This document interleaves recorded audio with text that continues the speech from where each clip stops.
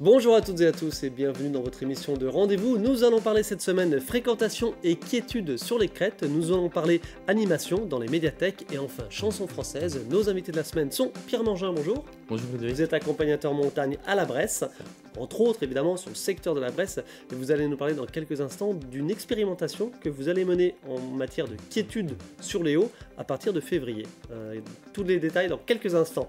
Mathilde Gollard, bonjour. Bonjour. Vous êtes bibliothécaire à la médiathèque BMI, à la BMI d'Épinal, et vous allez nous parler bien sûr de la nuit de la lecture. C'est ce jeudi 18, vendredi 19 et samedi 20 partout en France et dont bien sûr chez nous dans les Vosges. Et Jean-Jacques Boulet, bonjour.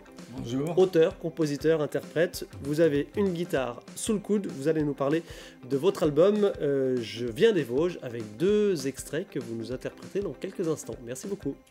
À tout à l'heure Jean-Jacques. Pierre Mangin, accompagnateur en montagne à la Bresse, la société Gambaladon. Vous êtes avec un co-associé et puis évidemment d'autres accompagnateurs avec qui vous travaillez. Vous êtes combien dans la structure ? C'est ça, en saison, on est une dizaine à travailler pour la structure. Et on vous voit souvent sur notre antenne, notamment parce que vous êtes le président des accompagnateurs en montagne du Massif des Vosges. Mais là, vous êtes à titre privé, ou tout du moins juste avec Gambaladon, puisque vous avez mis en place, plutôt vous allez mettre en place, et vous commencez votre démarche de communication, une expérimentation en partenariat avec le Parc des Ballons, c'est-à-dire... Entre autres, mais en tout cas, voilà, on s'est aperçu en accompagnateur en montagne. Tout l'hiver, on propose des sorties en raquette sur le Massif des Vosges, essentiellement sur la Grande Crête. Et vous n'êtes pas sans savoir qu'il y a de moins en moins de neige et que la neige est présente le plus souvent au-dessus de 1000 mètres d'altitude. Et donc, on a de plus en plus de mal d'accéder à la crête. Enfin, il y a un gros engouement pour venir sur les crêtes. Et les problèmes de stationnement, les problèmes de surfréquentation, enfin de pic de fréquentation. Et donc là, pour les vacances de février, on a décidé d'essayer d'offrir un nouveau service à nos visiteurs, c'est-à-dire de proposer une navette gratuite. Elle sera gratuite pour tous nos publics, au départ de la vallée de la Moselotte, donc des communes de Saulxures-sur-Moselotte, Cornimont, la Bresse, et de monter gratuitement pour participer à des balades en raquette sur les crêtes. Donc ce sera des bus qui sont affrétés exclusivement pour les gens qui participent aux sorties en raquette. Alors, ces sorties, évidemment, des sorties organisées. On va tout de suite voir quelques images d'une sortie là qu'on a fait avec vous. C'était tout début janvier, le premier week-end de l'année. Voilà, bon, il y avait un petit peu de blanc. Et il n'y en a toujours pas beaucoup plus aujourd'hui, mais on en reparlera dans un second temps. Voilà, donc Pierre Mangin, on vous voit à l'œuvre. Alors, effectivement, donc les touristes, les clients avec qui vous êtes sur ces sorties, et ben aujourd'hui, vous leur donnez rendez-vous en haut, c'est-à-dire on va dire au plus près du terrain de jeu, du terrain de balade. Ça, c'est pas top. Voilà, oui, aujourd'hui, comment les images qu'on voit là, on se donne rendez-vous directement sur place. Là, aujourd'hui, on a décidé pour 2 sorties par semaine pendant les congés scolaires de changer un petit peu d'approche. C'est-à-dire, on donne rendez-vous en bas dans la vallée, ce qui nous permet de modifier le lieu de rendez-vous en fonction de l'enneigement, en fonction des conditions, etc. Donc, d'être vraiment à l'endroit où il faut faire la balade le jour-là. Ça va nous permettre également de diminuer l'empreinte carbone, diminuer les problèmes de parking. Il y a beaucoup moins de soucis de stationnement pour les gens qui viennent, forcément, puisqu'ils arriveront en bus. Et surtout, ça va aussi permettre de faire des balades plus intéressantes en traversée. C'est-à-dire, on dépose à un endroit, on va traverser la crête ou on va descendre dans la vallée un bout en raquette. Et donc, des balades plus variées pour les gens qui reviennent aussi. Donc, au final, tout le monde est gagnant. C'est-à-dire ne plus faire une boucle, évidemment, pour revenir à la voiture. C'est ça, on ne sera plus obligé de faire une boucle où il y a forcément tout le monde.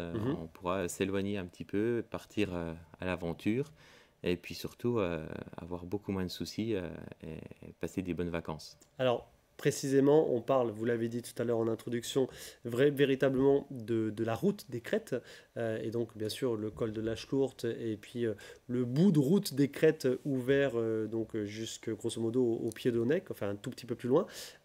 Exemple, le week-end dernier, premier vrai week-end d'hiver avec du beau temps et non pas de l'enneigement, mais du blanc, on va dire. Un petit peu de blanc, allez, quoi, 10, 15, 20 cm max par certains endroits.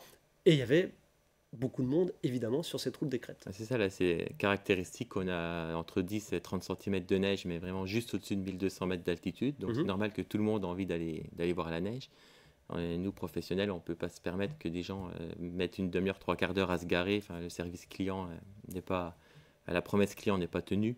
Et donc, du coup, on va essayer de pallier à ça en mettant en place des bus et puis, mine de rien, participer à notre échelle à initier des solutions pour fréquenter différemment la Grande Crête. Parce que c'est bizarre, mais aujourd'hui, ce service de transport collectif n'existe pas, de la vallée jusque sur les crêtes. Donc, on se dit que peut-être que si on essaye, ça va donner des idées. On connaît tous évidemment la navette des crêtes l'été, uniquement l'été. Là, l'idée, c'est vraiment de mettre en place quelque chose l'hiver. Alors, quand vous dites départ de la vallée, est-ce que ça engendre... Non, vous avez dit ce sera gratuit, mais forcément, il y a un surcoût qui est engendré, mais que vous prenez à votre charge alors. Bah, l'idée, voilà, c'est on fait le pari que ça va plaire. Mhm. Et donc, c'est le volume des gens qui viendront. On aura des bus 50 places, donc on pourra être 3 à 4 accompagnateurs en montagne. Mhm. Et donc, c'est ça qui va permettre de payer le bus, c'est le fait qu'on sera beaucoup à utiliser le service. Alors, sans changer le prix par personne, grosso modo, une sortie Par raquette contre, aujourd'hui. voilà, la sortie raquette, le prix est le même, c'est 25 € pour une balade. Mhm. Et ce sera le Grosso même modo, une après-midi. Hein. une après-midi ou un matin. Et c'est le Une même demi-journée. les jours où il y a le bus ou les jours où on se donne rendez-vous directement sur place. Mhm. Ça comprend l'accompagnement par un professionnel, 2 heures, 2 heures et demie, le prêt des raquettes et des bâtons, et puis une pause vin chaud ou boisson chaude, un petit moment de convivialité. Ok, donc sachant que, donnez-nous un ordre d'idée du prix du transport, pour le coup, de mobiliser un bus qui fait l'aller-retour de la vallée Après, jusqu'en haut. je ne connais pas les prix, enfin, ça n'existe pas, donc aujourd'hui nous on a décidé de l'offrir. Après c'est des forfaits qui sont négociés avec des transporteurs, mais j'aurais aucune idée de savoir combien ça coûte un ticket de bus qui nous monterait D'accord. sur les crêtes, quoi. Oui, non, mais... Le jour où ça existera, on aura l'information. Alors, pardon, Ouais. mais à vous, combien ça vous coûte, parce que vous avez déjà... Non, vous avez déjà prévu des choses pour février ou pas? Oui, oui, bien sûr, Oui. ouais, bah, Voilà. c'est budgété. Après, je sais C'est pas budgété. s'il faut dire le prix, mais c'est pas. L'essentiel, c'est que ce soit gratuit pour tout le monde, quoi. Alors, Voilà. on va se garder le prix pour Voilà. vous. Vous l'avez dit en introduction, je l'ai dit en introduction, c'est une expérimentation qui va être regardée de près par différents partenaires, dont bien sûr le parc des Ballons des Vosges. On pourrait imaginer quelque chose de plus conséquent, vous l'avez dit tout à l'heure, ce sera pour les vacances de février seulement 2 fois par semaine, les mardis et jeudis. Mercredi et jeudi après-midi. Mercredi et jeudi, pardon. Et Alors, ensuite... ce sera les mercredis après-midi et les jeudis après-midi pendant les vacances scolaires. Là, on a un petit peu de demande aussi pour un soir par semaine. Et on va peut-être mettre en place aussi pour les couchers de soleil. Mhm. À voir, c'est ça en suspens. Et puis, comme vous l'avez dit, ça a très intéressé le Parc naturel régional des Ballons des Vosges qui va nous aider sur l'évaluation du projet pour voir vraiment le gain, au point de vue de l'écologie, de l'environnement que ça a eu. Et puis aussi pouvoir mesurer le caractère reproductible de l'opération, Mhm. avoir un retour d'expérience et pouvoir le transposer sur d'autres programmes. Qu'est-ce que vous allez dire aux clients qui seraient un petit peu récalcitrants? Voilà, bien expliquer. Il va y avoir énormément de pédagogie, parce que j'imagine que certains voudront non, aller par leurs propres moyens là-haut. Ça peut représenter une contrainte pour certains, peut-être. Alors ceux qui ne veulent pas prendre le bus, il y aura toujours des sorties Oui. où on se donne rendez-vous sur place, mais et sûr que les plus belles sorties, ce sera celles aux bénéficiaires du service bus, puisqu'on pourra faire des traversées, on pourra au dernier moment choisir le lieu de la balade en fonction de comment est la neige, voilà, les conditions du moment. Et puis il faut essayer. Puis je pense que ça va plaire. Et le bouche-à-oreille fera son chemin. Ça s'est déjà fait ailleurs, on pense aux Alpes, aux Pyrénées. Bah après, des services bus en montagne, il y a plein de stations Oui, mais je veux qui ont dire... déjà. Ça existe déjà chez nous avec les stations de ski. Hein, Mhm. on a les collectivités mettent en place des navettes gratuites. Certes. Mais le bout qui nous manque, c'est de pouvoir monter au-dessus de 1000 mètres.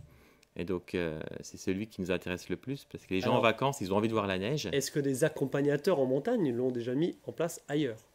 Non, enfin, pas à ma connaissance. Mais Ok, donc petite Ouais, expérimentation, bilan carbone et quiétude des lieux, bien évidemment. voilà, exactement. Par rapport à l'été dernier, évidemment, toujours beaucoup de monde l'été dernier sur les crêtes. Quelle évolution vous appelez de vos voeux toute saison, j'ai envie de dire? Bah voilà, nous en hiver, on va proposer ce service bus. Et Ouais. pour l'été prochain, on va renforcer notre parc de VTT électrique où on va essayer d'avoir la même approche, de ne plus forcément donner rendez-vous sur les hauteurs, mais pouvoir monter en vélo électrique sur les crêtes. Donc on a une vingtaine de VTT électriques à disposition en vallée. Et on va faire exactement la même chose. On part le matin, on va manger en ferme auberge, on redescend. En tout cas, voilà, en essayant au plus possible de prendre la voiture, et les visiteurs et nous. Alors, on pensera ce qu'on veut des VTT électriques, mais là, pour le coup, l'objet, c'est évidemment d'éviter de mettre de la circulation automobile sur les crêtes sommitales. Ouais, c'est ça, oui. On avait un énorme réseau de routes, de sentiers, autant l'utiliser. Ok, bah, écoutez, merci beaucoup. On se donne rendez-vous tout de suite pour fin février pour un premier bilan de cette expérimentation. Oui, ou tu peux même venir essayer. Ben bien, Voilà. bien évidemment, on va embarquer dans un bus Vous avec êtes vous. tous invités. 25 € par personne. Même si c'est gratuit pour vos télévisions. Chut, ça faut pas le dire. Pardon, je parle pas de Dans le cadre d'un reportage, bien évidemment. Évidemment, on plaisante. Merci beaucoup Pierre Mangin, et on sait évidemment, on suit votre engagement et vos initiatives en faveur de la nature vosgienne, de la biodiversité, sans oublier voilà, la valorisation touristique évidemment de notre territoire et notamment des crêtes. Merci beaucoup Pierre Mangin. Merci. À très bientôt. Et bon courage parce que j'imagine que les prochains jours vont être bien chargés pour vous. Il y a de quoi faire, oui. Autant que faire se peut, c'est sûr. Mathilde Gouraud, non, pas du tout Gouraud, Gollard, pardon, Gouraud, excusez-moi, j'ai mangé votre nom. Bibliothécaire à la BMI d'Épinal, c'est bien sûr le réseau BMI, à savoir le réseau qui dépend de la bibliothèque multimédia intercommunale de l'agglomération d'Épinal. Et vous êtes chef de projet donc sur la nuit de la lecture, 8e nuit de la lecture au niveau national, on va tout de suite voir l'affiche, mais seulement 3e nuit de la lecture pour vous, pour le réseau de bibliothèques, médiathèques du territoire de l'agglo d'Épinal. Alors, je précise tout de suite évidemment que on pense aux autres médiathèques, aux autres bibliothèques du département qui proposent des choses, hein. Il y aura des choses assurément à Saint-Dié, à Mirecourt, à Gérardmer, à Remiremont, à Vittel, à Neufchâteau, etc. Mais voilà, petit focus avec vous sur le réseau BMI, donc sur l'agglo d'Épinal. 3e nuit à laquelle participe la BMI seulement. Les années précédentes, ça n'avait pas été le cas. Non. Différents thèmes. Le thème, il est proposé au niveau national par le ministère. C'est de l'année dernière, c'était la peur. Exact. Cette année, c'est le corps. Exact. Le corps en mouvement, évidemment. On le voit sur l'affiche avec un petit clin d'œil à un grand événement qui va arriver en France. Oui, un petit événement, les Jeux Olympiques, voilà.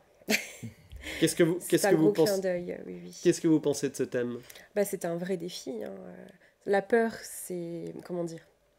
Ça nous fait tout de suite penser à des choses particulières, autant dans la littérature que dans le cinéma, parce que comme on est des médiathèques, voilà, il y a aussi le cinéma, la musique, en plus de la littérature. Les jeux vidéo. Le corps, les jeux vidéo, tout à fait. Dont on oublie souvent de parler, mais oui, voilà, ça fait mais partie, très important. Très important. Et voilà, le corps, c'était un peu un défi à relever. Donc c'est bien, c'était une première pour moi aussi. Donc c'était l'occasion voilà, de relever un défi au sein de l'équipe. Alors, comment vous l'avez relevé ce défi? L'idée, c'est évidemment nuit de la lecture. Alors, il y a le mot lecture, ok, mais c'est surtout, j'ai envie de dire, la nuit, c'est une proposition d'animation dans les bibliothèques. D'ailleurs, on ne parle plus de bibliothèque, on parle évidemment de médiathèque aujourd'hui avec tous les médias divers et variés. Impossible d'être grosso modo exhaustif sur tout ce que vous proposez. Voilà, c'est 3 jours d'animation, je le répète bien sûr. Ça commence au niveau national à partir de ce jeudi, mais vous, à la BMI, au réseau BMI d'Épinal, vous proposez des choses ce vendredi 19 ainsi que samedi 20 toute la journée, et puis une nocturne évidemment le vendredi 19. Dans les grandes lignes, allez, quelques éléments que vous souhaiteriez mettre en exergue pour ce qui est de la BMI d'Épinal? Pour ce qui est de la BMI d'Épinal, déjà, on a voulu sortir un petit peu justement de l'axe des Jeux Olympiques, parce qu'on va aussi avoir des événements là-dessus qui vont venir très prochainement. Donc c'était l'objectif aussi de ne pas rester focalisé sur le sport. Donc on va avoir des expositions à la BMI. On a une exposition de l'ESAL, donc l'École supérieure d'art de Lorraine. Okay.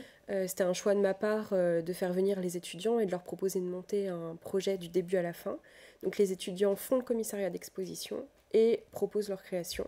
On est sur quoi? On est sur de l'illustration, sur du texte? Alors c'est vraiment multi-support. Okay. On a de la peinture, donc de l'huile sur toile par exemple, on a de l'aquarelle, on a de la céramique, on a beaucoup de supports différents. On a aussi de la photographie, qui sont très bien travaillés. Voilà. À découvrir donc, où cela? Alors à la BMI d'Épinal, c'est dans le hall. Donc c'est vraiment la première exposition qu'on voit en arrivant. Elle est visible jusqu'au 30 janvier. Voilà. On propose aussi une exposition sur le tatouage, donc la création, la peau comme support artistique. On aura aussi une table ronde là-dessus. Et au-delà de ça... Qui seront les intervenants à la table ronde? Alors, la table ronde, il y aura Benjamin Geoffroy, qui est tatoueur à Épinal, connu sous le nom de Le Mousse. Voilà, qui fait de très jolies illustrations. Et il y aura Kazim aussi, qui est figure vraiment reconnue du body painting sur Épinal, qui est présent aux Imaginales par exemple. Donc, je vous invite vraiment à venir voir, ça va être très très intéressant. Je pense. Un des cadors du body painting en France et en Europe, Kazim, évidemment, qu'on connaît. Autour de la lecture et du texte à proprement parler, donc sur Alors, ce thème autour de la corps. lecture, il y aura des choses à la fois pour les adultes et pour les enfants. Pour les adultes, une petite sieste littéraire dans les boiseries qui fonctionne très très bien. Voilà, donc avec des lectures autour du corps. Pour les enfants... Je vous arrête. Matériellement, comment ça se présente? Sieste dans la salle des boiseries. Alors, vous êtes confortablement installé dans un transat, vous avez un petit plaid, lumière tamisée, et vous vous laissez porter par les lectures. Vous vous endormez, ce n'est pas grave. Vous vous endormez pas, ce n'est pas grave non plus. On évite juste de ronfler. Oui, voilà. C'est peut-être plus sympa pour les autres. Par expérience. Par expérience. Je n'en dis pas plus. Okay. Autour de la lecture, autour du texte. Alors, pour les enfants, il y aura 2 heures du conte le samedi après-midi. Donc, ça, pareil, ce sera aussi... il y a souvent de l'animation, etc. Je sais que mes collègues font aussi du théâtre d'ombre, donc elles utilisent du matériel aussi. C'est toujours très joli et très agréable à voir, même pour les parents qui accompagnent les enfants. Ok. Donc voilà, sur Épinal, on a beaucoup de choses. On a beaucoup de choses aussi tout public, donc à la fois adultes et enfants. On va avoir le Just Dance en soirée, qui sera accessible pour tout le monde, donc histoire aussi d'avoir un peu d'amusement. Voilà, on ne fait pas que de la lecture, que de l'exposition. Quiz, blind test, etc. Exactement. On aura du aussi, mime, un petit jeu. On aura du mime aussi, on aura des quiz. Donc voilà, que le meilleur gagne, on verra bien ce que ça donne. Et on aura aussi une projection de film dans la salle des boiseries. Okay. Ce sera un film muet, donc voilà, ça va très bien dans la thématique du corps. C'est un film de Buster Keaton, c'est Le Mécano de la Générale, qui est un très très grand film. Voilà. Ok. Impossible de tout détailler, on a bien compris. Tout ça, ça se passe sur 2 jours. C'est vendredi 19 et samedi 20 à la BMI d'Épinal. Un petit mot sur les bibliothèques partenaires du réseau dans lesquelles il se passe quelque chose? Oui, alors le vendredi, il y aura à Golbet, à Thaon et à Bain-les-Bains. Ouais. Ils ont beaucoup centré sur... Vendredi, la journée ou le soir? Alors, la journée est sûre, mais le soir aussi? Le soir. Le soir. Mais ça finit plutôt en soirée vers 21h. Ok. Ils ont vraiment centré leurs activités sur l'essence. Donc il va y avoir des choses autour de l'automassage, par exemple à Golbet, des choses à sentir. Il va y avoir des lectures dans le noir à Bain-les-Bains. Okay. À Thaon, il va aussi y avoir 1 heure du conte, pareil autour du corps. Il va y avoir vraiment beaucoup de choses sur la thématique d'essence. Ils ont bien cerné le thème, je trouve. Ça va être intéressant. Un thème difficile, mais des choses intéressantes, des petites pépites que vous avez réussi à trouver, tant en termes d'animation qu'en termes de texte, évidemment, parce qu'on reste sur la nuit de la lecture quand même. Et le samedi, du coup, ce sera à Certigny et à Dévillers. Dévillers le matin, Certigny l'après-midi. Ok. Voilà, et on fait intervenir Mélissa Serfag à Dévillers et à Certigny, et elle fait du yoga parents-enfants.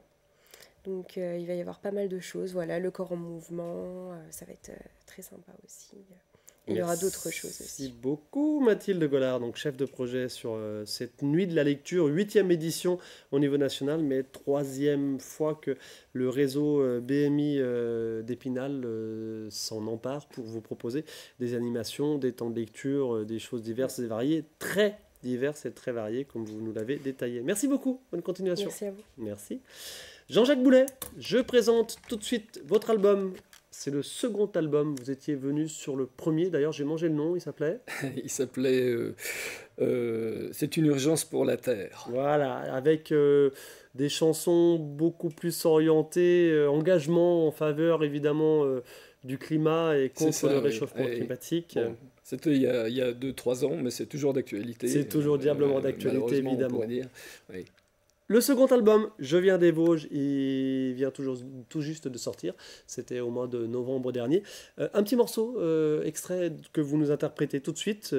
Le titre, évidemment, qui a donné le nom à l'album. Je viens des Vosges, Jean-Jacques Boulet.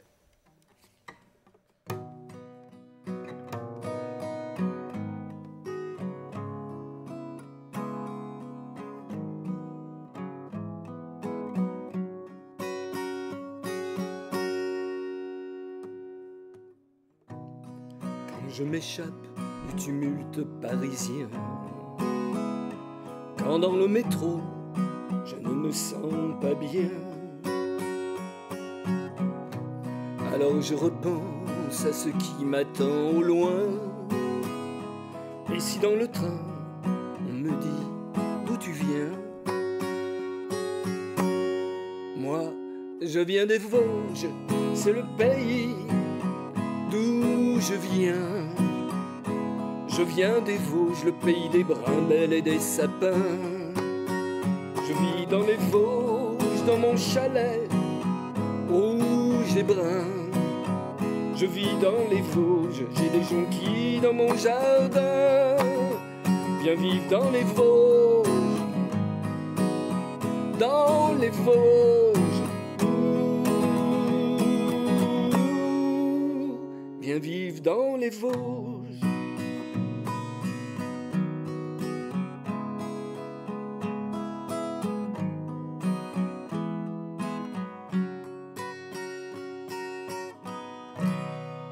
Jean-Jacques Boulet, extrait du titre Je viens des Vosges qui a donné le nom à ce second album.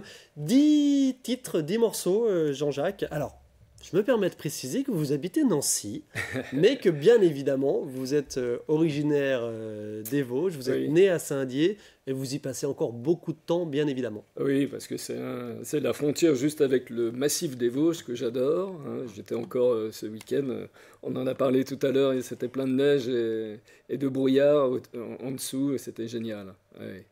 Donc j'y vais souvent. Vous venez souvent, évidemment, chez nous. 10 titres, je l'ai dit. Alors, des titres, comment... Allez, un petit mot peut-être sur chaque chanson. Je viens des Vosges. On a compris, bien évidemment. Ma jolie fiancée. Ma jolie fiancée. Le titre, l'histoire, ça la commence punchline. bien. Ça commence bien, après ça commence moins bien. Et à la fin, je fais une fin assez sympathique. Petit colibri. Petit colibri, vous savez, c'est le petit oiseau, là. Vous bougez un petit peu une oreille, enfin plutôt une aile, et vous changez quelque chose à l'autre bout du monde. À l'autre bout du monde, voilà, c'est cette idée. Président Poutine, là, je crois qu'on a compris de quoi vous parlez. Président Poutine, c'est pas mon ami vraiment, et donc c'est une chanson un peu protestataire pour soutenir l'Ukraine. Malicorne, le 5e titre. Malicorne, chanson d'amour un peu sensuelle, Ludovic. Avec des airs latinos, c'est laquelle où il y a des airs latinos? Non, c'est pas celle-là. C'est la seconde qui a des airs latinos. Dans les yeux de Vincent. Dans les yeux de Vincent, je suis allé voir l'exposition de Amsterdam de notre ami Van Gogh, et Vincent Van Gogh. Et en rentrant, j'avais vraiment envie d'écrire quelque chose sur lui, parce que c'est un peintre fabuleux, quoi. Le 7e titre, La Frontière, c'est le titre dont vous allez nous jouer un extrait dans quelques instants. 8e titre, Laissez-moi 5 minutes. Laissez-moi 5 minutes, oui, c'est pour les gens pressés, quoi. Ils sont toujours pressés. Laisse-moi 5 minutes, un peu. C'est un peu ce thème-là. 9e titre, Restez libre. Rester libre, oui, ça c'est un peu 68 heures, c'est un peu rester libre, la liberté à tous les niveaux. Et le 10e titre de ce second album, pareil, là on comprend un petit peu votre engagement, mon Afghanistan. Et bien l'Afghanistan, enfin tout le monde sait un peu comment ça se passe, c'est assez difficile, aussi bien pour les femmes que les enfants, ou même ceux qui ne sont pas d'accord avec le régime. Donc j'ai eu envie d'écrire ça. C'est sur la base d'un poème de Paul Éluard. C'est la seule, parce que tous les autres, c'est moi qui ai écrit les textes. Et donc c'est un texte qui est écrit en 1945, mais qui est toujours d'actualité. Ok. Quelles sont vos influences globalement? J'ai parlé tout à l'heure d'un titre avec quelques influences un petit peu latino, mais voilà, là on est sur de la chanson française, base guitare-voix, mais évidemment vous avez un groupe. On va citer vos partenaires sur scène. Oui. Au clavier, Bernard Monod, au violon Sopio. Tramakidze. Merci de le dire pour moi. À l'harmonica, Alain Delotal. Batterie, basse, percussion, programmation, Bernard Monod également. Et les chœurs, vous chantez aussi avec Alain Delotal. Et le chant, évidemment, c'est vous principalement. Voilà. Grosso modo, les influences, quelles sont-elles et quelle ambition globale de tout ça? Gainsbourg, Souchon, un petit peu tout. Tous les grands compositeurs des années 70, je trouve, qui ont marqué un petit peu notre époque. Après, j'écoute aussi des choses récentes, mais je suis pas trop rap. Hein, c'est pas trop mon truc. Ok. Allez, Jean-Jacques Boulet, si vous voulez bien, je vais vous redonner la parole dans quelques instants, juste pour montrer de nouveau, évidemment, l'album Je viens des Vosges, un album que l'on retrouve sur certaines plateformes, Spotify, Oui, notamment. TikTok, Mais attention, tapez Je viens des Vosges, tapez pas Jean-Jacques Boulet, parce qu'apparemment on a du mal à vous trouver sous ce nom-là. Oui. Je viens des Vosges, on vous trouve facilement. Voilà. Extra. Et l'album sera retrouvé dans différents lieux de vente directe prochainement. Voilà, vous pouvez aussi me retrouver sur mon Facebook. Hein, vous tapez Jean-Jacques Boulet, vous deviendrez un de mes nombreux amis et vous aurez toutes les infos sur comment vous le procurer. Et vous serez en concert prochainement à Laxou et dans les dates, dans les Vosges, les dates sont à venir prochainement. Un petit mot sur La Frontière, donc, dont vous allez nous jouer un extrait. La Frontière, écoutez, c'est, vous savez qu'il y a eu des altermoiements territoriaux. Autour de Merlebach et Forbach, il y a eu beaucoup de gisements de charbon. Ouais. Et le thème, disons, l'idée, c'est les veines de charbon, elles traversent les frontières. Donc, il y a les gens qui travaillent du côté allemand et du côté français. Mais en fait, c'est la même chose, ce sont des amis. Et donc, ça, c'est une histoire sur un petit peu ce qui se passe dans ce secteur. On vous laisse la parole. Merci à Pierre Mangin, accompagnateur montagne, et à Mathilde Gollard pour la BMI. Et on se quitte avec un extrait donc de La Frontière. Merci de votre attention et à la semaine prochaine.